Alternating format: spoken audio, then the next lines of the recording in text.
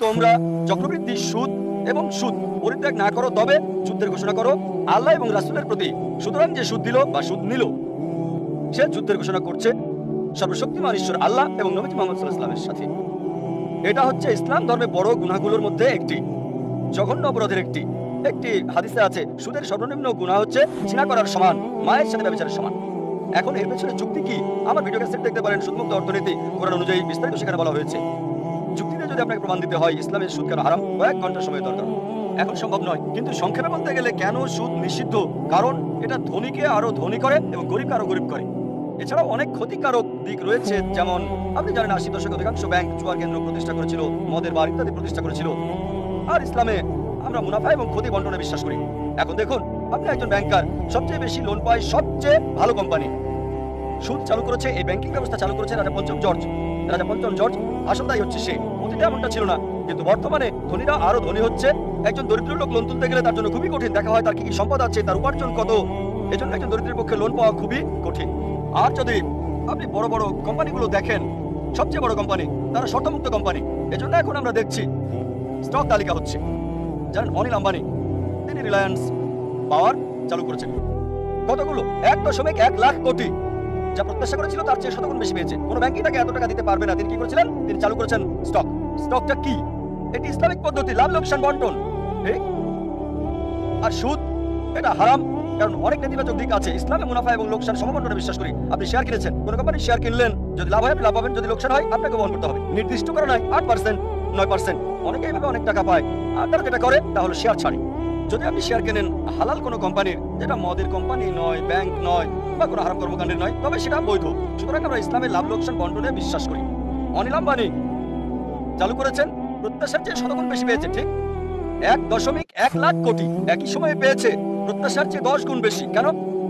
লোকজন ভাবছে যদি অনিল আম্বানির সাথে বিনিয়োগ করি নির্দিষ্ট পরিমাণ 8, 9 বা 10% পাবো না, হয়তো পাবো 20, 30 বা 50%। আপনি জানেন যেহেতু আপনি ব্যাংকার, যৌথ ফান্ডে জিএম বেসিক 1 নম্বর 116% এক বছরে।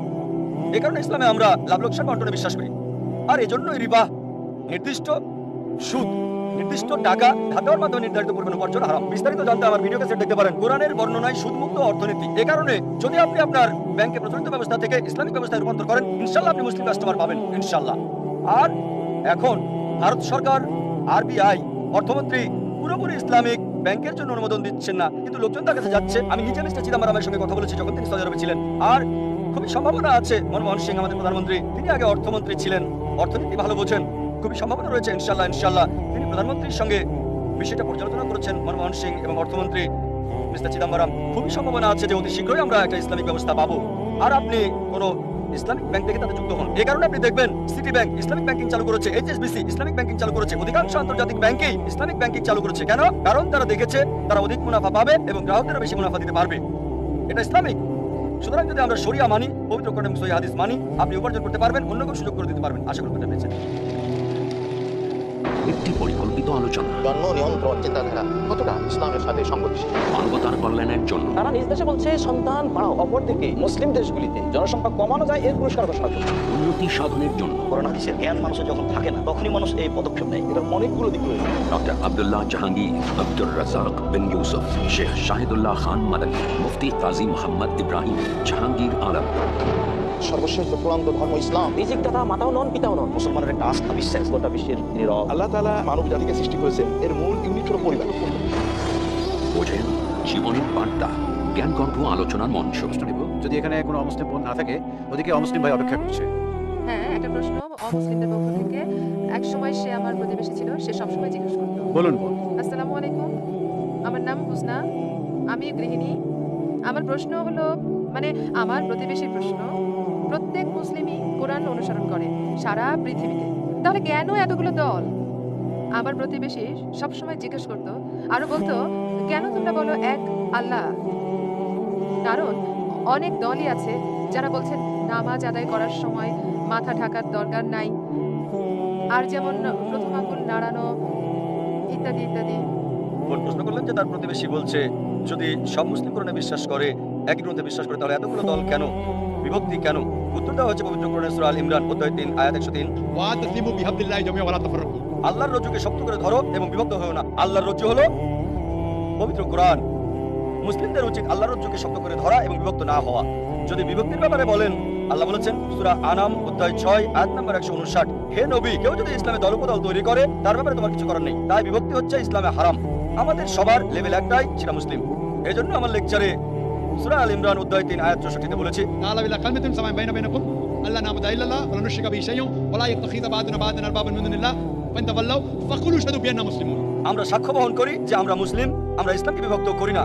ইসলামে এসবের কোনো জায়গা নেই। দুঃখজনকভাবে মানুষ কোরআন এবং সুন্নাহ থেকে দূরে সরে গেছে আর বিভক্তির সৃষ্টি করেছে ইসলামে। ইসলামে বিভক্তির কোনো চান্স নেই। বিস্তারিত জানার জন্য আমার ভিডিও ক্যাসেট দেখতে পারেন, যেটা গত পিস কনফারেন্সে শেষ দিনে দিয়েছিলাম। মুসলিম উম্মাহর ঐক্য এই বিষয়ে সেখানে ভালোভাবে বলা হয়েছে। আশা করি উত্তরটা পেয়েছেন। এখন আমরা শেষ প্রশ্নটি নিচ্ছি অমুসলিম ভাই থেকে। প্রথমে আমি আমার পক্ষ থেকে আন্তরিক বিনীত সম্মান জানাচ্ছি বিশ্বাসের ভাইয়ের চেয়ে মানবতার ভাইকে সুযোগ করে দেওয়ার জন্য এটা আমার স্বাভাবিক বিনয়, আন্তরিক কৃতজ্ঞতা। আমি এটা খুবই পছন্দ করি। আমার প্রশ্ন হলো, এক পৃথিবী সত্য, সবাই এটাতে একমত, এক ঈশ্বর। আমার মনে হয় সব মানুষ ধীরে ধীরে এটাও মানছেন। সুতরাং বহু ঈশ্বর যখন ছিল, অনেক ধর্ম সেখানে ছিল। আমার মনে হয় ঈশ্বর চান যে আগের মতো, যেমন অতীতে এক ঈশ্বর ছিল, এক পৃথিবী ছিল আর এক ধর্ম, একজনের কাছ থেকে এসেছি তবুও অনেক ঈশ্বর, অনেক ধর্ম। ঈশ্বর সেটাই চাচ্ছেন আমাদেরকে সেখানে ফিরিয়ে নিতে, যেখানে এক ঈশ্বর, এক পৃথিবী, এক ধর্ম। আপনি কি মনে করেন এটা ঈশ্বর দ্বারা প্রতিষ্ঠিত হবে নাকি মানুষ দ্বারা? আমার দ্বিতীয় প্রশ্ন হলো, আমিষ এবং নিরামিষ ভোজি কোনটা উত্তম? ভাই দুটো প্রশ্ন করলেন। প্রথমটা হলো, আগে এক ঈশ্বর, এক ধর্ম, এক পৃথিবী ছিল, এখন এক পৃথিবী, বহু ঈশ্বর, অনেক ধর্ম। কিভাবে এক ঈশ্বর, এক পৃথিবী, এক ধর্মে আমরা ফিরে যেতে পারি? এটা আরো এমন পিস এক্সিবিশন, এমন আরো কাজ, এমন আরো আলোচনার মাধ্যমে এটা হতে পারে প্রধান ধর্মগুলোতে ঈশ্বর ধারণা। আর আমাদের শুধু এরকম আলোচনা করলেই হবে না, আলোচনার পর মানুষকে এটা বাস্তবায়ন করতে হবে। আপনার কাছে আমার অনুরোধ ভাই, এটা বাস্তবায়ন করুন যে ঈশ্বর এক, ধর্ম একটাই। ঈশ্বর কেবল একজনই, তাকে কেউ জন্ম দেয়নি, তার কোনো প্রতিমূর্তি নেই। এই এক ধর্ম, সর্বশক্তিমান ঈশ্বরের কাছে নিজের ইচ্ছাকে সমর্পণ করার এই ধর্ম গ্রহণ করুন। এই ধর্ম গ্রহণ করেন। যদি মানেন ঈশ্বর একজন, তার কোনো প্রতিমূর্তি নেই, কেউ তাকে জন্ম দেয়নি, তিনি স্বয়ংসম্পূর্ণ, তাহলে আমরা সবাই এক হতে পারবো। অন্যথায় শুধু আলোচনা করলেই হবে না, মানুষকে সত্য গ্রহণ করতে হবে, এর বাস্তবায়ন করতে হবে। তাই আমার অনুরোধ ভাই, আপনি শান্তি এবং সর্বশক্তিমান ঈশ্বরের একত্রের এই ধর্ম গ্রহণ করুন, নিজের ইচ্ছাকে সর্বশক্তিমান ঈশ্বরের কাছে সমর্পণ করুন। আপনার দ্বিতীয় প্রশ্নে আসি, কে উত্তম, একজন আমিষভোজী নাকি নিরামিষভোজী? আমি বলবো এটা কোনো পার্থক্য তৈরি করে না একজন আমিষভোজী না নিরামিষভোজী। যে ব্যক্তি ঈশ্বরের ইচ্ছা গ্রহণ করে সে হচ্ছে উত্তম মানুষ, হোক সে আমিষভোজী বা নিরামিষভোজী। ইসলামে এটা জরুরি না যে কাউকে নিরামিষভোজী হতেই হবে। আমার বিতর্ক আলোচনায় বলেছি, আমিষভোজী হয়ে একজন ভালো মুসলিম হতে পারে, নিরামিষভোজী হওয়া ইসলামে জরুরি না। আর কেন একজন মানুষের আমিষভোজী হওয়া উচিত এ বিষয়ে একটা লেকচার দিয়েছি, একটা বিতর্ক করছে একজন জনের সাথে। বিষয় ছিল আমিষ জাতীয় খাবার অনুমোদিত নাকি নিষিদ্ধ। এখন আপনার প্রশ্নে আসি যে কে উত্তম। কোরআন বলছে যার রয়েছে তাকওয়া। সূরা হুজুরাত অধ্যায় 49 আয়াত 13 বলছে, يا أيها الناس إنا خلقناكم من ذكر وأنثى وجعلناكم شعوبا وقبائل لتعارفوا إن أكرمكم عند الله أتقاكم إن الله عليم خبير। হে মানুষ, আমি তোমাদের সৃষ্টি করেছি একজোড়া নারী এবং পুরুষ থেকে এবং জাতীয় গোত্রে বিভক্ত করেছি যাতে একে অন্যকে তোমরা চিনতে পারো, একে অন্যকে নিন্দা করবে না। সর্বশক্তিমান ঈশ্বরের কাছে সেই ব্যক্তি সম্মানিত যার রয়েছে তাকওয়া। সুতরাং একমাত্র পথ হচ্ছে উত্তম হওয়ার, যার রয়েছে তাকওয়া, আত্মসমর্পণ, আল্লাহ তাআলার ভয়। অন্যথায় আমিষ খেলেও যত ইউরোপ, উত্তর আমেরিকা, আলহামদুলিল্লাহ, আর এখন এটা পুরো পৃথিবীর 90% কভার করে, দেখতে পারে যদি তারা দেখতে চায়। 75 মিলিয়নের বেশি দর্শক রয়েছে। এটা সবচেয়ে বেশি দর্শক সমৃদ্ধ ইসলামিক চ্যানেল, আলহামদুলিল্লাহ। পার্সেন্ট হিসেবে হয়তো মোট জনসংখ্যার 1%-এর কিছু বেশি হবে। সুতরাং আমি শেষ বিচারের দিন অন্তত এই কথা বলতে পারবো সর্বশক্তিমান ঈশ্বরের কাছে যে আমরা কমপক্ষে 1% মানুষের কাছে তোমার বার্তা পৌঁছে দিতে পেরেছি। 75 মিলিয়ন। আল্লাহ সুবহানাহু ওয়া তাআলার কাছে দোয়া করি দর্শক বাড়িয়ে দেওয়ার জন্য। কেউ যদি দেখতে চায় শুধু একটা ডিশ লাগবে, হয়তো 6000 রুপি, $200 কম, প্রায় পৃথিবীর যে কোনো প্রান্তে আপনি দেখতে পারবেন। সুতরাং আমরা শান্তির বাণী, ইসলামের এই বাণী প্রচার করছি পুরো পৃথিবীতে। আর আমি চাই বোন আপনি এই শান্তির বাণী গ্রহণ করবেন। জি স্যার, ধন্যবাদ। হ্যাঁ, এখন প্রশ্ন করুন বাম দিক থেকে। আমি নন্দগোপাল, পেশায় সাংবাদিক। আমার প্রশ্ন হলো, অধিকাংশ ধর্মে ঈশ্বরের ধারণা আর সাদৃশ্য ইত্যাদি খোঁজার পরেও কেন কোনো শান্তি আসছে না? কেন পারস্পরিক সহনশীলতা আসছে না এসব ধর্মগুলোর মধ্যে? কিভাবে সব বন্ধ করা যায়? স্বাভাবিকভাবে সহজ মনে হলেও আসলে কিন্তু কঠিন। কিন্তু আপনি একটা দৃষ্টিকোণ থেকে বলতে পারেন কিভাবে এটা থামানো যায় ব্যক্তি পর্যায়ে? ভাই খুব সুন্দর প্রশ্ন করলেন। এত মিল, এত সাদৃশ্য, এত একত্র থাকা সত্ত্বেও পৃথিবীর বিভিন্ন ধর্মগুলোর মধ্যে কেন এত শত্রুতা? আমার মতে এক কথায় এটার জন্য দায়ী হচ্ছে ধর্মীয় নেতারা। এজন্য আমি বলি, যদি আপনার ধর্মকে জানতে চান আপনার ধর্মগ্রন্থে আপনি ফিরে যান। কিন্তু দুঃখ দুঃখজনক হলো ধর্মপুত্ররা নিজেদের প্রভাবকে ধরে রাখতে চায়। তারা সাধারণ মানুষকে ধর্মগ্রন্থ থেকে দূরে রাখতে চায়, কারণ জনগণ ধর্মগ্রন্থ পড়ে যদি সরাসরি অনুসরণ করে তাহলে তাদের কাছে কে যাবে। তাই সবচেয়ে ভালো উপায় ধর্মগ্রন্থে ফিরে যান, বোঝার চেষ্টা করেন এবং অনুসরণ করেন। আমরা দেখি, যদিও আমরা জানি সব প্রধান ধর্মই বলে যে ঈশ্বর এক, ঈশ্বর কোনো প্রতিমূর্তি নেই, মূর্তি পূজা করা যাবে না, তারপরও দেখি অধিকাংশ ধর্মই ইসলাম ছাড়া মূর্তি পূজায় বিশ্বাস করে। কেন? কারণ হলো, আমি একটা উদাহরণ দিচ্ছি। যদি একজন হিন্দুকে জিজ্ঞেস করেন যে বেদ পরিষ্কার করে স্পষ্ট করে বলছে ঈশ্বরের কোনো প্রতিমূর্তি নেই, সে আমাকে বলবে হ্যাঁ হ্যাঁ ডাক্তার নায়ক, আমি জানি এটা পরিষ্কার নিষেধ, কিন্তু আসি ঈশ্বরের প্রতিমূর্তি নাই উঁচু স্তরের লোকজনের জন্য, নিচু স্তরের লোকজনের জন্য মনোনিবেশ করার জন্য মূর্তি প্রয়োজন। আমি বলি এটা কোথায় আছে? বলবে না না না, এটা আমাদের মতবাদ, নিজস্ব মতবাদ। ধর্মীয় গুরুরা নিজস্ব মতবাদ নিয়ে আসে আর বলে মনোনিবেশ করার জন্য মূর্তি দরকার। আমি আপনার সাথে একমত। তারা বলে ডাক্তার নায়ক, বেদ মূর্তি পূজার বিরোধী, বেদ সর্বশক্তিমান ঈশ্বরের প্রতিমূর্তির বিরোধী, কিন্তু সেটা উচ্চ স্তরের লোকজনের জন্য। আর আমি তাদের বলি, প্রিয় পণ্ডিতজি, প্রিয় স্বামীজি, আমরা মুসলিমরা ইতিমধ্যে উচ্চ স্তরে পৌঁছে গেছি, আমাদের মূর্তি দরকার হয় না। সুতরাং এই অবস্থায় আমাদের যা দরকার, অধিকাংশ ধর্মগুরু বা ধর্মপ্রচারক বা পণ্ডিত অধিকাংশ ধর্মের একই কাজ করে, যা আমি আপনাদের পরিষ্কার করে বলেছি। যীশু খ্রিস্ট ভাই সাল্লাল্লাহু আলাইহি ওয়াসাল্লাম কখনোই নিজেকে ঈশ্বর দাবি করেননি। তারপরও দেখবেন যে পাদ্রীরা বিশ্বাস করতে বলছে যে যীশু খ্রিস্ট আপনার পাপের জন্য মৃত্যুবরণ করেছিলেন, আপনি মুক্তি পাবেন। যীশু খ্রিস্ট ভাই সাল্লাল্লাহু আলাইহি ওয়াসাল্লাম কোথায় এটা বলেছেন? আমরা তো দেখি। আর এজন্য আমি হিন্দুদের বলি বেদে ফিরে যান, খ্রিস্টানকে বলি আপনারা গ্রন্থে ফিরে যান। আমি জানি পার্থক্যও রয়েছে, আমি বলছি না ধর্মগুলোতে কোনো পার্থক্য নেই, আমি বড় একটা লেকচার দিতে পারবো পার্থক্যগুলো নিয়ে ইসলাম, হিন্দু এবং খ্রিস্টান ধর্মে। তবে আমি যা বলি, সকল মানুষকে কমপক্ষে একটা গ্রন্থকে 100 ভাগ ঈশ্বরের বাণী বলে আপনারা বিশ্বাস করে নিন।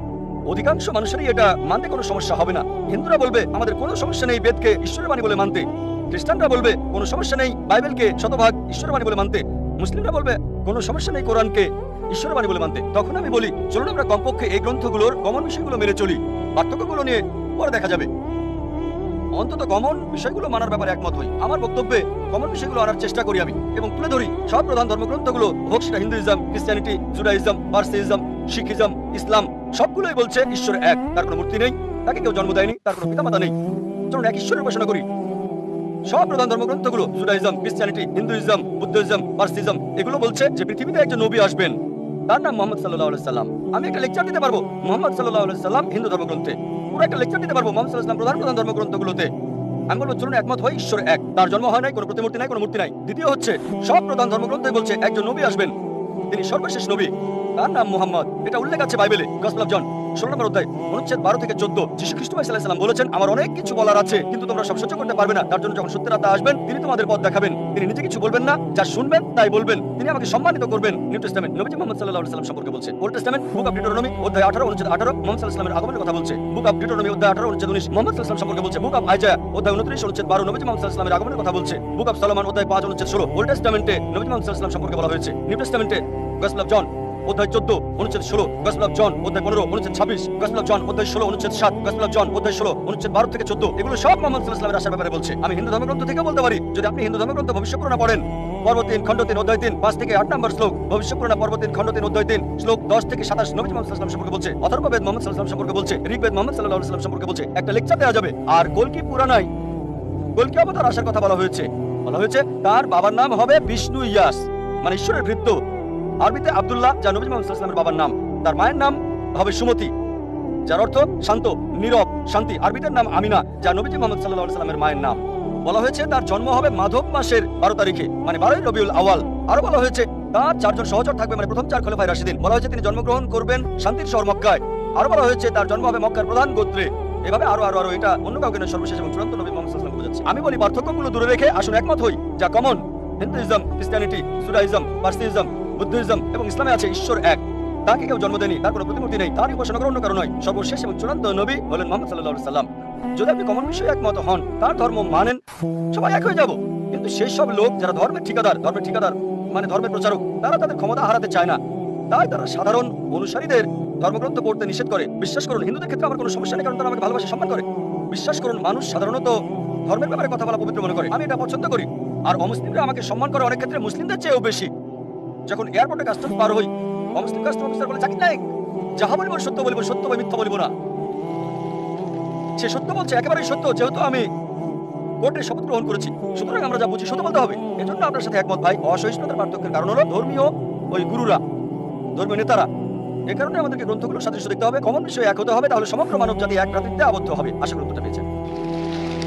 ধন্যবাদ doctor Zakir Naik. Marriage or divorce? Islamic husband wants to give divorce. Solution or problem? Joint family system. Heaven or hell? Big fatty list from the norm.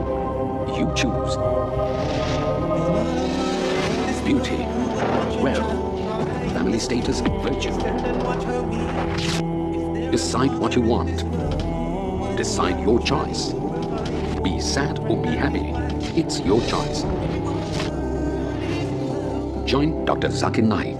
দেখুন অর্ধাঙ্গিনী নাতিত্বাঙ্গিনী। হ্যাঁ, এখন আমার বাম দিকে পেছনে মাইক থেকে একটা প্রশ্ন নিচ্ছি। আমার নাম পাস্কেল, আমি একজন শিক্ষক, আমি একজন খ্রিস্টান। আপনার কথাই বলছি। আপনি ইংরেজি অনুদিত গসপলের সাথে একমত, যা আমরা খ্রিস্টানরা বিশ্বাস করি। আমি এগুলোর উদ্ধৃতি দিচ্ছি। 1 নম্বর, 4টি গসপলে যখন যিশু দীক্ষা নিয়ে বেরিয়ে আসলেন, স্বর্গ থেকে একটা শব্দ হচ্ছিল, এ আমার প্রিয় পুত্র, আমি তার উপর সন্তুষ্ট, তাকে মানো। একইভাবে 2 নম্বরে আছে, মাউন্ট আবুরে তাকে পবিত্র করা হলো, তার মুখমণ্ডল সূর্যের মতো দেখাচ্ছে, স্বর্গ থেকে শব্দ বেরিয়ে আসছে, এ আমার প্রিয় সন্তান, আমি তার উপর সন্তুষ্ট, তোমরা তার কথা শোনো। অনেক সময় তিনি শয়তানকে তাড়াতেন। তারা মানুষের কাছে এসে বলতো, হে ঈশ্বরের সন্তান, কেন আমাদের অত্যাচার করছো সময়ের আগে? আবার বড় যাজকের সামনে যাজক যখন তাকে বলল, মহাপ্রভুর শপথ, তাকে বললাম, তুমি কি ঈশ্বরের পুত্র? তখন যিশু বলল, তুমি এটা বলছো। আর যাজক 5 নম্বর অনুচ্ছেদ বলছে, প্রধান যাজক যখন তারা যিশুকে অভিযুক্ত করলো, পিলটের সামনে বলল, এই লোকটি বলছে সে ঈশ্বরের পুত্র, ধর্মমতে সে অভিকে ক্রুশবিদ্ধ করতে চায়। পিলট এটা জানতেন না, সেজন্য তারা যিশুকে ক্রুশে চড়াতে চাইলেন। তাহলে সে নিজেকে ঈশ্বরের পুত্র দাবি করেছিল, যদিও সে সরাসরি বলেনি আমি ঈশ্বরের পুত্র, পরোক্ষভাবে বলেছে। ধরুন আপনি ডাক্তার জাকির নায়েক, আপনি এমবিবিএস ডাক্তার, আর আপনি বললেন, হ্যাঁ ভাই আপনি বলেছেন, এর মানে এই নয় আপনি নিজে বলেছেন আমি ডাক্তার জাকির নায়েক এমবিবিএস। একইভাবে যদিও যিশু নিজে বলেননি আমি ঈশ্বরের পুত্র, তিনি সম্মতি দিয়েছেন, সম্ভবত ভদ্রতার খাতিরে তিনি বলেননি আমি ঈশ্বরের পুত্র। আবার আরেকটি উদাহরণ, আপনার প্রশ্ন ইতিমধ্যে 5টা অনুচ্ছেদের উদ্ধৃতি দিয়েছেন, কোনটার রেফারেন্স বলেননি। না না, আমি এটার জন্য প্রস্তুত না, তাই আর বলছি না। আমি রেফারেন্সটা বলে দেবো, কোনো সমস্যা নেই, আমি রেফারেন্সটা বলে দেবো, আপনাকে সাহায্য করবো ভাই, আমি আপনাকে সাহায্য করতে চাই ভাই, কোনো সমস্যা নেই। আপনার প্রশ্নটা কি? আপনি কি এই 5টা অনুচ্ছেদ বলে বোঝাতে চাচ্ছেন যিশু ঈশ্বর দাবি করেছিলেন? হ্যাঁ। ঠিক আছে, আমি তো দিচ্ছি। আমার চ্যালেঞ্জ ছিল একটা মাত্র স্পষ্ট বক্তব্য বের করে দেখান পুরো বাইবেল থেকে, যেখানে যিশু খ্রিস্ট আলাইহিস সালাম নিজে বলেছেন আমি ঈশ্বর, অথবা বলেছেন আমার উপাসনা করো, আমি খ্রিস্টান ধর্ম গ্রহণ করতে প্রস্তুত। একটা মাত্র বক্তব্য দেখাতে পারেন নাই স্পষ্টভাবে বলা সম্পূর্ণ বাইবেল থেকে, যেখানে যিশু খ্রিস্ট আলাইহিস সালাম নিজে বলেছেন আমি ঈশ্বর অথবা আমার উপাসনা করো। এখানেই বাইবেল আছে। আর এটা কিং জেমস ভার্সন। যেহেতু আপনি একজন শিক্ষক, আপনি প্যাস্টর হতে পারেন। আপনি কি প্যাস্টর? না না না, আমি একজন শিক্ষক, আমি খ্রিস্টান ধর্মের একজন প্রকৃত বিশ্বাসী। আছে রেড লেটার নামে এক ধরনের বাইবেল আছে, যেখানে যিশু কথাগুলো লাল করা আছে। আপনি 5টি বিষয় উল্লেখ করেছেন, আর এগুলোকে 2 ভাগে ভাগ করা যায়। প্রথম আপনি এলোমেলো উদ্ধৃতি দিলেন আর সঠিকভাবে উদ্ধৃতি দিলেন না। যা বলতে চেয়েছেন সেটা হচ্ছে গসপেল অফ জন 3 নম্বর অধ্যায় অনুচ্ছেদ 16, বলা আছে ঈশ্বর পৃথিবীকে এত ভালোবাসলেন একমাত্র ওরজাত সন্তানকে দিয়ে দিলেন, তোমাদের কেউ যদি তাকে বিশ্বাস করে তার মৃত্যু হবে না, চিরস্থায়ী জীবন পাবে। এটা 4 গসপেলেই নাই, এটা আছে গসপেল অফ জন 3 নম্বর অধ্যায় অনুচ্ছেদ 16। এগুলো লিখে রাখেন, পরে চেক করে দেখবেন। গসপেল অফ জন 3 নম্বর অধ্যায় অনুচ্ছেদ 16, ঈশ্বর পৃথিবীকে এত ভালোবাসলেন যে নিজের সন্তানকে উৎসর্গ করলেন, যে কেউ তার উপর বিশ্বাস করবে সে মরবে না, চিরস্থায়ী জীবন পাবে। আবার আপনি উদ্ধৃতি দিলেন 5ম বার শেষ দিকে, যে যিশু খ্রিস্ট বলেছেন তিনি ছিলেন ঈশ্বরের সন্তান। আপনি বলেছেন, আপনি কি জানেন বাইবেলে ঈশ্বরের পুত্র এই কথাটা অসংখ্যবার বলা আছে। যদি আপনি বাইবেল পড়েন, আদম ছিলেন ঈশ্বরের পুত্র, আল্লাহ তাকে শান্তিতে রাখুন। ইব্রাহিম ছিলেন ঈশ্বরের পুত্র, ইসরাইল ছিলেন ঈশ্বরের পুত্র। আপনি যদি রোমান্স পড়েন 8 নম্বর অধ্যায়ে বলা আছে তারা সকলেই যারা ঈশ্বরের আত্মা দ্বারা পরিচালিত তারা সকলে ঈশ্বরের পুত্র। আপনি যদি ঈশ্বরের দূত হন আপনি ঈশ্বরের পুত্র, যদি আমি ঈশ্বরের দূত হই আমি ঈশ্বরের সন্তান বাইবেল অনুসারে। কিন্তু তারা বলে না না না না না, যিশু খ্রিস্ট স্বাভাবিক সন্তান না, তিনি ঔরসজাত সন্তান। এবার আপনার শেষ প্রশ্ন ঈশ্বরের পুত্রের ব্যাপারে। বাইবেলে অসংখ্য ঈশ্বরের পুত্রের উল্লেখ আছে। আদম ঈশ্বরের পুত্র, ইব্রাহিম ঈশ্বরের পুত্র, ইসরাইল ঈশ্বরের পুত্র। যারা ঈশ্বরের আত্মার সাহায্যে পরিচালিত তারা ঈশ্বরের পুত্র। কিন্তু খ্রিস্টান মিশনারিরা বলে না না না, যিশু খ্রিস্ট স্বাভাবিক পুত্র না। আসুন আপনার প্রথম প্রশ্নে, তিনি ঈশ্বরের ঔরসজাত সন্তান। তারপর তারা বলে যা আপনি বলেননি, আমি আপনাকে সাহায্য করছি। গসপেল অফ জন 3 নম্বর অধ্যায় অনুচ্ছেদ 16, ঈশ্বরের পৃথিবীকে এত ভালোবাসলেন যে নিজের সন্তানকে উৎসর্গ করলেন, যে কেউ তাকে বিশ্বাস করবে সে মরবে না, চিরস্থায়ী জীবন পাবে। ভাই আপনি কি বিগটের শব্দের অর্থ জানেন? বিগটের শব্দের অর্থটা কি? না। বিগটের শব্দটার অর্থ কি? বিগটেন মানে এটা না যা আপনি বুঝেছেন, এটা মানে এটা হতে পারে না। করছি বিগটেন শব্দটার অর্থ কি? হ্যাঁ আমি জানি। বিগটেন শব্দের অর্থ কি? বিগটেন শব্দের 2টা অর্থ রয়েছে।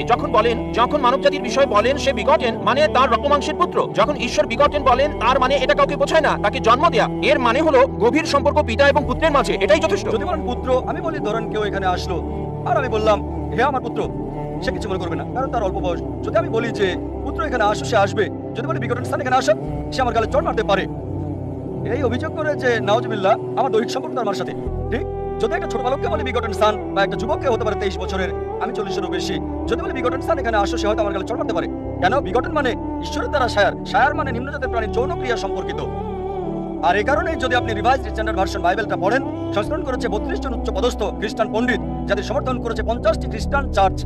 তারা বলেছে বিঘটন শব্দটি গসপেল অফ জন অধ্যায় 3 অনুচ্ছেদ 16 হচ্ছে অসার কথা, একটা মিশ্রণ, একটা প্রতারণা, এবং তারা এটাকে বাইবেল থেকে বাদ দিয়েছে। আপনি কি জানেন? যদি রিভাইজড স্ট্যান্ডার্ড ভার্সন বাইবেল পড়েন, যেটা সবচেয়ে বেশি বিকৃত, সংস্করণ করেছে 32 জন উচ্চ পদস্থ খ্রিস্টান বিশেষজ্ঞ, যাদেরকে সহায়তা করেছে 50টি বিভিন্ন খ্রিস্টান মিশনারি। তারা বলেছে এই বিঘটন শব্দটি হচ্ছে অসার কথা, একটা মিশ্রণ, একটা প্রতারণা, এজন্য এই বিঘটন শব্দটা তারা বাদ দিয়েছে। সুতরাং যদি বলেন পুত্র, তবে ঈশ্বরের পুত্র আছে বাইবেলে অসংখ্য।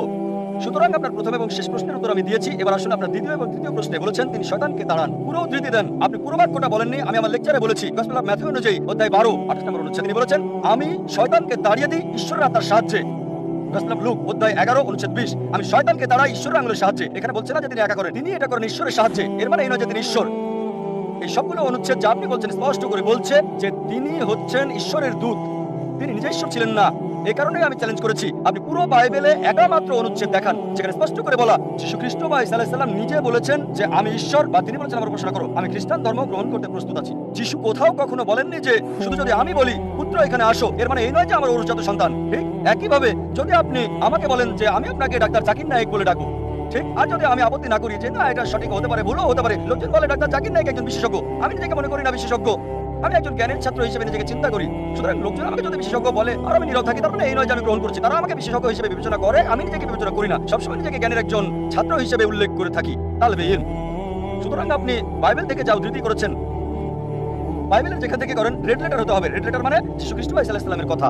একটা মাত্র বক্তব্য দেখান, স্পষ্ট অনুচ্ছেদ পরিষ্কার করে বলা পুরো বাইবেল থেকে যেখানে যীশু খ্রিস্ট বা ঈসা আলাইহিস সালাম নিজে বলেছেন যে আমি ঈশ্বর বা আমার উপাসনা করো, আমি খ্রিস্টান ধর্ম গ্রহণ করতে প্রস্তুত। ডাক্তার জাকির নাইক আমার নাম, বিকম পাশ করেছি আমি, আর ফিল্ম ইন্ডাস্ট্রিতে চাকরির চেষ্টা করছি। আর আমার প্রথম প্রশ্ন হলো মানব বিবর্তন নিয়ে। মানব বিবর্তন নিয়ে কোরআন কি বলছে? কারণ একজন মানুষ স্বাভাবিকভাবে চিন্তা করুন, আদম এবং ইভ প্রথম মানুষ, মানে মানব বিবর্তনের কারণ। যদি সেই দিক থেকে ভাবেন, এখন আদম আর ইভ তিনি আমাদের আদি আদি আদি আদি পিতা, আর বলতে পারি আমরা পুত্র আর কন্যার ন্যায় তাদের। তাহলে কিভাবে আমরা নিজেরা আপন ভাই বোনদেরকে বিয়ে করছি? ভাই প্রশ্ন করলেন যে বিবর্তন সম্পর্কে কোরআন কি বলছে। আমরা এসেছি একটি কমন উৎস আদি আদি আদি পিতা আমাদের আদম ইভ থেকে। তিনি বিবর্তনবাদ সম্পর্কে বলছেন না, এটা সৃষ্টি সম্পর্কে। ভাই আমি একজন মেডিকেল ডাক্তার, MBBS পাস করেছি। যখন বিবর্তন সম্পর্কে আপনি বলেন বিবর্তন তত্ত্বের, তখন ডারউইনের তত্ত্ব আপনি ভাবতে থাকেন। ঠিক, আমরা মানুষ থেকে এসেছি। যদি প্রশ্ন এটা হয় তবে আমার ভিডিও ক্যাসেট দেখতে পারেন, কোন আধুনিক বিজ্ঞান সেখানে বিস্তারিত বলেছি যে সেই থিওরিটা ভুল প্রমাণিত হয়েছে। ডারউইনের থিওরি। আপনার প্রশ্ন হলো যদি আমাদের উৎস হয় একই আদি আদি আদি পিতা আমাদের আদম এবং ইভ, তবে কিভাবে আমরা ভাই বোনের মাঝে বিবাহ দেই? এটা আপনার প্রশ্ন। ঠিক, এটা মানবের সাথে সংশ্লিষ্ট না, এটা মানবের সাথে সংশ্লিষ্ট। মানবের প্রশ্নে কোরআন এবং আধুনিক বিজ্ঞান দেখতে পারেন। আল্লাহ বলেন পবিত্র কোরআনের সূরা হুজরাতের 49 নম্বর সূরা 13 নম্বর আয়াতে يا أيها الناس إنا خلقناكم من ذكر وأنثى وجعلناكم شعوبا وقبائل لتعارفوا إن أكرمكم عند الله أتقاكم إن الله عليم خبير। হে মানব জাতি, আমি তোমাদের সৃষ্টি করেছি এক জোড়া পুরুষ এবং নারী থেকে। আদম এবং ঈভের কথা বলছে, আল্লাহ তাদের শান্তিতে রাখুন। হে মানব জাতি, আমি তোমাদের সৃষ্টি করেছি এক জোড়া নারী এবং পুরুষ থেকে, এবং তোমাদেরকে বিভক্ত করেছি জাতীয় গোত্রে, যাতে তোমরা একে অপরকে চিনতে পারো, একে অপরকে মন্দ বলবে না। আল্লাহ তাআলার কাছে সেই বেশি সম্মানিত যার তাকওয়া বেশি। কথা বিরত আছে। এবার আপনার প্রশ্নে আসি, যদি আমরা একই উৎস আদি আদি আদি পিতামাতা থেকে আসি, তবে কিভাবে আমরা ভাই বোনদের বিয়ে করছি? এখন বিজ্ঞান আমাদের বলে যদি আপনি আপনজন ভাই বোন বিয়ে করেন তবে জেনেটিক সমস্যাটা খুব বেশি দেখা দিতে। এই কারণে ইসলাম সহ অন্যান্য প্রধান ধর্মগুলোতেও আপনজন ভাই বোনের মধ্যে বিয়ে করাটা একেবারে নিষিদ্ধ। আপনজনকে বিয়ে করা এটা নিষিদ্ধ। কোরআন বলছে সূরা নিসা 4 নম্বর সূরা 22, 23, 24 নম্বর আয়াতে বলা হয়েছে তোমাদের জন্য বিয়ে নিষিদ্ধ তোমাদের মাকে, তোমাদের ফুফুকে বিয়ে করতে পারবে না, তোমাদের খালা আপনজনকে বিয়ে করা বৈধ নয়। এভাবে আপনদের নাম বলা হয়েছে একেবারে রক্তের কেউ। এটা করা নিষিদ্ধ করেছে, অনেক ধর্মই নিষিদ্ধ করেছে। এবার চলুন আত্মীয়দের মাঝে বিয়ে করার বিষয়ে একটু জেনে দেখি। এটা ইসলাম নিষিদ্ধ করে না। তৃতীয়, চতুর্থ, পঞ্চম স্তরে অধিকাংশ ধর্ম নিষিদ্ধ করে না, কিন্তু কিছু ধর্ম আপন চাচাতো ভাই বোনের মধ্যে নিষিদ্ধ করেছে। বর্তমান সময়ে বিজ্ঞান আমাদের বলে যে যদি আপনজনদের মধ্যে বিয়ে হয় তাহলে ভাই বোন, ফুফু, খালা জেনেটিক সমস্যার সম্ভাবনা অনেক বেশি থাকবে। আর যদি এমন হয় যে চাচাতো ভাই বোনের মধ্যে তখন সম্ভাবনাটা কম থাকে, তবে আছে। তৃতীয়, চতুর্থ আর পঞ্চম স্তরে কোনো সমস্যা নেই। যদি আপনি অপরিচিত কাউকে বিয়ে করেন, সম্পর্কের বাইরের কাউকে, অপরিচিতদের মধ্যে, তারপরে জেনেটিক সমস্যা হতে পারে, এটা অন্য বিষয়, কিন্তু হতে পারে। সুতরাং কোরআনের এই আয়াত যেটা বলছে আদম এবং ঈভ আমাদের সবার আদি আদি উৎস, এর জন্য আমরা সবাই মানব জাতি ভাই ভাই। يا أيها الناس আমরা সবাই মানুষেরা ভাই ভাই। এই মানবতার ভাই ভাই হিসেবে যদি নিয়ম মেনে বিয়ে করা হয় তাহলে কোনো সমস্যা নাই। আমি আপনার সাথে একমত। যদিও সব মানুষই আপনার ভাই বোন হতে পারে, তৃতীয়, চতুর্থ, পঞ্চম, দশম, শত শত, হাজার হাজার লোক, যাই হোক, আমরা হচ্ছে একটা বড় পরিবার, কিন্তু তাদেরকে বিয়ে করতে কোনো নিষেধ নাই, এমনকি বৈজ্ঞানিক ভাবেও কোনো সমস্যা নাই। শুধু আপনজনদের মাঝে বিয়ে করলে আপন ভাই বা আপন ফুফু, আপন খালা, জেনেটিক সমস্যার সম্ভাবনা রয়েছে, কিন্তু অন্যদের ক্ষেত্রে নয়। তাই আমি আপনার সঙ্গে একমত। আমরা সবাই মানব জাতি মানুষ হিসেবে ভাই ভাই, তবে তাদের বিয়ে করতে সমস্যা নাই, ইসলামে নিষেধ নাই, এমনকি বিজ্ঞানও সমর্থন করে। আশা করি আপনার কথা পেয়েছেন। পুরস্কার, যে ব্যক্তি তাগুতকে অস্বীকার করলো, উদারতা, এবাদত ওই বিষয়েই করব আমি যে বিষয়ে মুহাম্মদ সাল্লাল্লাহু আলাইহি সাল্লাম শরীয়ত হিসাবে প্রবর্তন করেছেন, ভালো খবর, তারা এই পৃথিবীতে এবং কিয়ামতের মাঠে নিরাপত্তা পেয়ে গেল। ওহুম মুহতাদুন, তারাই হলো হেদায়েত প্রাপ্ত। মুজাফফর বিন মুহসিন, তোমরা শক্ত করে ধরো হাবলুল্লাহটাকে। এটাই হলো ইসলাম, এটাই হলো দ্বীন, এটাই হলো শরীয়ত। মুমিনদের জন্য যা মহান আল্লাহ পছন্দ করেন। দেখুন শরিয়াতের মর্যাদা। এখন একটা প্রশ্ন নিতে পারি আমার বাম দিকের ভাই থেকে? আমি মিস্টার রবীন্দ্র, একজন সমাজকর্মী। আমি পিস অর্গানাইজেশনকে ধন্যবাদ জানাই এবং বন্ধু এরিয়ার ইঙ্গারকে। আমি ইতিমধ্যে বিষয়গুলো উল্লেখ করেছি আমার জার্নালে সর্বশক্তিমান এক ঈশ্বর প্রসঙ্গে। আমার একটি প্রশ্ন, ইসলামের অলৌকিকত্ব কি? যেমন সং অফ সলোমন 5 অধ্যায় 16 অনুচ্ছেদে আছে। আমি জানতে চাই, অনেক ধর্মই অলৌকিক অলৌকিক বলে থাকে, তাই আমি ইসলামের অলৌকিকত্ব জানতে চাই। ভাই প্রশ্ন করলেন যে ইসলামের অলৌকিকত্ব কি, আর উদ্ধৃতি দিলেন সং অফ সলোমন 5 অধ্যায় 16 অনুচ্ছেদ। সং অফ সলোমন হলো বাইবেলের অংশ। সং অফ সলোমন বাইবেলের ওল্ড টেস্টামেন্টে আছে, হিব্রুতে আছে। হিকম মিতাকিম বিকুল্লি মুহাম্মাদিম জাইদুদি জাইরাই বাইনা জেরুসালাম। এটা হিব্রু রীতি, আমি মূল থেকে বলছি কারণ অনুবাদ ভুল হতে পারে। হিকম মিতাকিম বিকুল্লি মুহাম্মাদিম জাইদুদি জাইরাই বাইনা জেরুসালাম, যার অর্থ সে অতি মনোরম, সে প্রশংসিত, সে আমার প্রিয় হে ইসরায়েলের সন্তানেরা। মূল থেকে বলছি কেন, কারণ মূল শব্দটা হচ্ছে মুহাম্মাদিম। হিব্রু ভাষায় ইনযুক্ত করা হয় সম্মান বোঝাতে গিয়ে। মুহাম্মাদের সাথে ইনযোগ করলে হবে মুহাম্মাদিম, যেমন এল্লো মানে ঈশ্বর, এলাহিম ঈশ্বরের প্রতি সম্মান বোঝায়। আর বাইবেলের অনুবাদের মধ্যে এই প্রপার নাউন মুহাম্মাদের অনুবাদ করেছেন অতি মনোরম। কিন্তু সং অফ সলোমন অধ্যায় 5 অনুচ্ছেদ 16-তে সর্বশেষ চূড়ান্ত নবী মুহাম্মদ সাল্লাল্লাহু আলাইহি সাল্লামের আগমন সম্পর্কে তার নাম সহ বলা হয়েছে। এবার আসি আপনার প্রথম প্রশ্নে, ইসলামের অলৌকিকত্ব কি? ইসলামের অনেক অলৌকিকত্ব রয়েছে। যদি সহিহ হাদিস পড়েন, সেখানে 300-এরও বেশি অলৌকিকত্বের কথা উল্লেখ আছে, যেগুলো নবীজি করেছিলেন। তবে যে অলৌকিকত্ব নিয়ে গর্ব করি তা হচ্ছে পবিত্র কোরআন। এটা হচ্ছে ইসলামের অলৌকিকত্ব। অন্য সব অলৌকিকত্ব আমরা বিশ্বাস করি, যেমন মুসা আলাইহিস সালাম সমুদ্র 2 ভাগ করেছিলেন, যিশু খ্রিস্ট ভাই সাল্লাল্লাহু আলাইহি সাল্লাম মৃতকে জীবিত করতেন। কিন্তু এখন যদি দেখতে যাই, সেই সময় কি যেতে পারবো যাচাই করতে সমুদ্র ভাগ করেছিলেন কিনা? সেই সময় লোকজন মানতো, আপনি মানবেন, আমি মানবো? একই কথা অবিশ্বাসীদের ক্ষেত্রে অতীতে ফিরে যেতে পারবে না আর যাচাই করতে পারবে না মুসা আলাইহিস সালাম সমুদ্রকে 2 ভাগ করেছিলেন কিনা, যিশু মৃতকে জীবিত করেছিলেন কিনা, নবীজি মুহাম্মদ সাল্লাল্লাহু আলাইহি সাল্লাম চাঁদকে ভাগ করেছিলেন, কিন্তু সেই সময় যেতে পারবেন না। একটা অলৌকিকত্ব যেটা সেই সময়ের জন্য ছিল, এই সময়ের এবং শেষ সময় পর্যন্ত পবিত্র কোরআন। এটা অলৌকিকের অলৌকিক। আর এক সপ্তাহ আগে, প্রায় 8 দিন আগে, এটা 12ই জানুয়ারি একটা লেকচার দিয়েছি, কোরআন এবং আধুনিক বিজ্ঞান সাংঘর্ষিক নাকি সামঞ্জস্যপূর্ণ। আর প্রমাণ করেছি এই কোরআন অলৌকিকের অলৌকিক। এটা শুধু অলৌকিক নয়, অলৌকিকের অলৌকিক। এটা সবসময়ের অলৌকিক। আগের সময়টা ছিল অলৌকিকত্বের, সেই সময় প্রমাণ করেছে। তারপর সাহিত্য এবং কবিতার যুগ আসলো। কোরআন হলো সবচেয়ে উত্তম সাহিত্য এই পৃথিবীর বুকে, মুসলিম এবং অমুসলিম আরবি বিশেষজ্ঞদের মতে। এখন যদি কোনো ধর্মগ্রন্থ কাব্যিক ভাষায় বলে পৃথিবী সমতল, বিশ্বাস করবেন?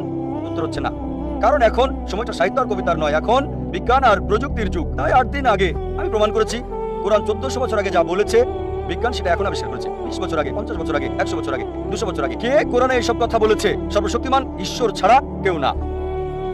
সবচেয়ে ভালো অলৌকিক, চূড়ান্ত অলৌকিক, অলৌকিকের অলৌকিক হচ্ছে পবিত্র কোরআন। পেছনের মাইক থেকে একজন অমুসলিম ভাই। শুভ সন্ধ্যা স্যার, আমার নাম MS শ্রীধর। আমি একজন ব্যাংক অফিসার। আমার উপার্জনটা ব্যাংক থেকে, মানে ব্যাংকের আসল আয় বা সুদ থেকে। আমার কিছু মুসলিম বন্ধু আছে যারা খুবই নিয়ন্ত্রিত। এমনকি আমার বাসায় খাবার বা চা খাওয়া তারা মনে করে যে এটা ব্যাংকের আসল উপার্জন, অর্থাৎ সুদের থেকে আসে। দয়া করে বলুন যে এই যে সুদ এবং কোরআন যা বলছে তা যদি একই হয়, তবে আধুনিক ব্যাংকগুলো যে চালু আছে এবং লেনদেন করে চলেছে, আসলে এই প্রশ্নটা ভালোভাবে আমি বলতে পারছি না। আমি দুঃখিত, আমি ব্যক্তিগতভাবে পেশাগত অনেক সমস্যায় আছি, মানে লেনদেন বা আমার মুসলিম বন্ধুদের সাথে টাকা পয়সা লেনদেন করা এসব বিষয় নিয়ে, কারণ তারা বলে এটা সুদের সাথে সংশ্লিষ্ট। দয়া করে বিস্তারিত বলবেন। ভাই একজন অমুসলিম ব্যাংকে চাকরি করেন আর প্রশ্ন করলেন যে মুসলিমরা কেন এত কঠোর, তার বাসায় আসে না, কারণ তার উপার্জনটা হচ্ছে সুদের। আর ইসলাম সুদের ব্যাপারে কি বলে? এক্ষেত্রে তিনি টাকা পয়সা লেনদেন করতে গিয়ে খুব সমস্যায় আছেন। ভাই আরবি শব্দ হলো রিবা। রিবা মানে সুদ এবং অতিরিক্ত আদায়। কিছু লোক মনে করে যে রিবা দিয়ে সুদ বোঝায় না, আসলে সুদ এবং অতিরিক্ত চার্জ দুটোই বোঝায়। সুদ মানে ডিকশনারি অনুযায়ী টাকা উপার্জন, টাকা ধার দেওয়ার মাধ্যমে। চক্রবৃদ্ধি মানে হলো অতিরিক্ত ধার্য করা সুদ, এবং চক্রবৃদ্ধি সুদ উভয়ই নিষিদ্ধ। কোরআনে এই রিবা শব্দটি কমপক্ষে 8 বার উল্লেখ আছে।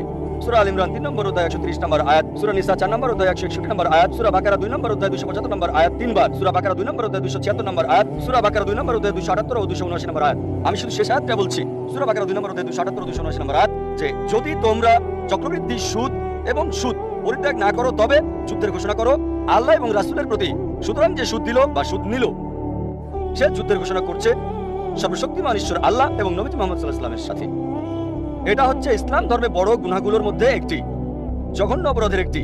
একটি হাদিসে আছে সুদের সর্বনিম্ন গুনাহ হচ্ছে জিনা করার সমান, মায়ের সাথে ব্যভিচারের সমান। এখন এর পেছনে যুক্তি কি?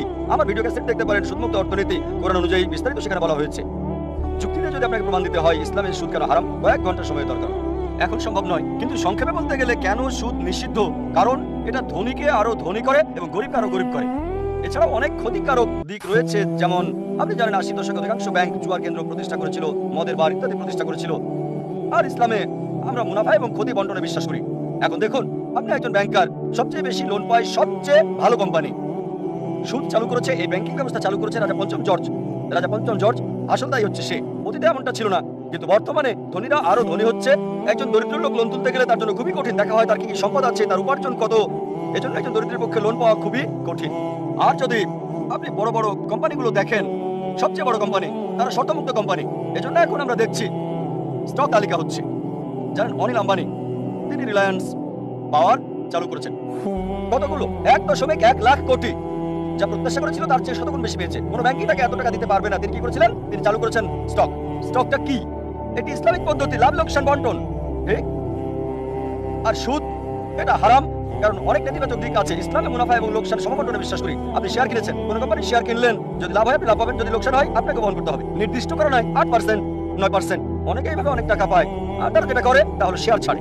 যদি আপনি শেয়ার কেনেন হালাল কোনো কোম্পানির, যেটা মদের কোম্পানি নয়, ব্যাংক নয়, বা কোনো হারাম কর্মকাণ্ডের নয়, তবে সেটা বৈধ। সুতরাং আমরা ইসলামের লাভ লোকসান বন্টনে বিশ্বাস করি। অনিল আম্বানি চালু করেছেন, প্রত্যাশার চেয়ে শতগুণ বেশি পেয়েছে। ঠিক 1.1 লাখ কোটি একই সময়ে পেয়েছে, প্রত্যাশার চেয়ে 10 গুণ বেশি। কেন? লোকজন ভাবছে যদি অনিল আম্বানির সাথে বিনিয়োগ করি নির্দিষ্ট পরিমাণে 8, 9 বা 10% পাবো না, হয়তো পাবো 20, 30 বা 50%। আপনি জানেন যেহেতু আপনি ব্যাংকার, যৌথ ফান্ডে জিএম বেসিক 1 নম্বর 116% এক বছরে।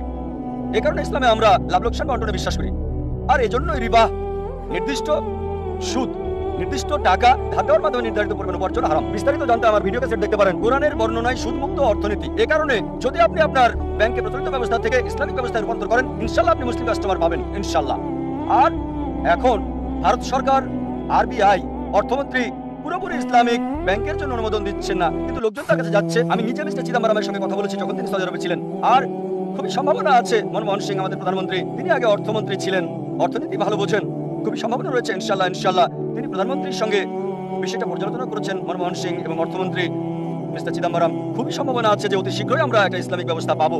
আর আপনি কোনো ইসলামিক ব্যাংক থেকে তাতে যুক্ত হন। এই কারণে আপনি দেখবেন সিটি ব্যাংক ইসলামিক ব্যাংকিং চালু করেছে, এইচএসবিসি ইসলামিক ব্যাংকিং চালু করেছে, অধিকাংশ আন্তর্জাতিক ব্যাংকেই ইসলামিক ব্যাংকিং চালু করেছে। কেন? কারণ তারা দেখেছে তারা অধিক মুনাফা পাবে এবং গ্রাহকদেরও বেশি মুনাফা দিতে পারবে। এটা ইসলামিক। সুতরাং যদি আমরা শরিয়া মানি, পবিত্র কোরআন এবং সহিহ হাদিস মানি, আপনি উপার্জন করতে পারবেন, অন্য কোনো সুযোগ করে দিতে পারবেন। আশা করি এটা পেয়েছেন। একটি পরিকল্পিত আলোচনা, জন্ম নিয়ন্ত্রণ চিন্তাধারা কতটা ইসলামের সাথে সংগতিশীল। মানবতার কল্যাণের জন্য। তারা নিজ দেশে বলছে সন্তান বাড়াও, অপরদিকে মুসলিম দেশগুলিতে জনসংখ্যা কমানো যায় এর পুরস্কার ঘোষণা করছে। উন্নতি সাধনের জন্য। কোরআন হাদিসের জ্ঞান মানুষের যখন থাকে না, তখনই মানুষ এই পদক্ষেপ নেয়। এটার অনেকগুলো দিক রয়েছে। ডক্টর আব্দুল্লাহ জাহাঙ্গীর, আব্দুর রাজাক বিন ইউসুফ, শেখ শাহিদুল্লাহ খান মাদানী, মুফতি কাজী মোহাম্মদ ইব্রাহিম, জাহাঙ্গীর আলম। সর্বশেষ চূড়ান্ত ধর্ম ইসলাম। রিজিক দাতা মাতাও নন, পিতাও নন। মুসলমানের একটা আস্থা, বিশ্বাস। গোটা বিশ্বের নীরব। আল্লাহ তাআলা মানব জাতিকে সৃষ্টি করেছে, এর মূল ইউনিট হলো পরিবার। বোঝেন জীবনের বার্তা, জ্ঞানগর্ভ আলোচনার মঞ্চ। নেব, যদি এখানে কোনো অমুসলিম বোন না থাকে, ওদিকে অমুসলিম ভাই অপেক্ষা করছে। হ্যাঁ, একটা প্রশ্ন অমুসলিমদের পক্ষ থেকে। এক সময় সে আমার প্রতিবেশী ছিল, সে সবসময় জিজ্ঞাসা করতো। বলুন বোন। আসসালামু আলাইকুম, আমার নাম হুসনা, আমি গৃহিণী। আমার প্রশ্ন হলো, মানে আমার প্রতিবেশীর প্রশ্ন, প্রত্যেক মুসলিমই কোরআন অনুসরণ করে সারা পৃথিবীতে, তাহলে কেন এতগুলো দল? আমার প্রতিবেশী সবসময় জিজ্ঞেস করতো, আরো বলতো, কেন তোমরা বলো এক আল্লাহ? কারণ অনেক দলই আছে যারা বলছেন নামাজ আদায় করার সময় মাথা ঢাকার দরকার নাই, আর যেমন প্রথম আঙ্গুল নাড়ানো ইত্যাদি ইত্যাদি। বোন প্রশ্ন করলেন যে তার প্রতিবেশী বলছে যদি সব মুসলিম কোরআনে বিশ্বাস করে, একই গ্রন্থে বিশ্বাস করে, তাহলে এতগুলো দল কেন, বিভক্তি কেন? উত্তর দেওয়া হচ্ছে পবিত্র কোরআনের সূরা আল ইমরান অধ্যায় 3 আয়াত 103। ওয়াতাসিমু বিহাবলিল্লাহি জামিআ ওয়া লা তাফাররাকু। আল্লাহর রজ্জুকে শক্ত করে ধরো এবং বিভক্ত হও না। আল্লাহর রজ্জু হলো পবিত্র কোরআন। মুসলিমদের উচিত আল্লাহর রজ্জুকে শক্ত করে ধরা এবং বিভক্ত না হওয়া। যদি বিভক্তির ব্যাপারে বলেন, আল্লাহ বলেছেন সূরা আনাম অধ্যায় 6 আয়াত নম্বর 159, হে নবী, কেউ যদি ইসলামে দলপদল তৈরি করে তার ব্যাপারে তোমার কিছু করার নেই। তাই বিভক্তি হচ্ছে ইসলামে হারাম। আমাদের সবার লেভেল একটাই, সেটা মুসলিম। এজন্য আমার লেকচারে সূরা আল ইমরান অধ্যায় 3 আয়াত 64 তে বলেছি, তাআলা বিলা কালমাতিন সাওয়াইন বাইনাকুম আল্লা না'বুদা ইল্লাল্লাহ ওয়া লা নুশরিকা বিহি শাইআন ওয়া লা ইয়াত্তাখিযা বা'দুনা বা'দান আরবাবান মিন দুনিল্লাহ ওয়া ইন তাওয়াল্লাউ ফাকুলু শাহাদু বিআন্না মুসলিমুন। আমরা সাক্ষ্য বহন করি যে আমরা মুসলিম, আমরা ইসলামকে বিভক্ত করি না। ইসলামে এসবের কোনো জায়গা নেই। দুঃখ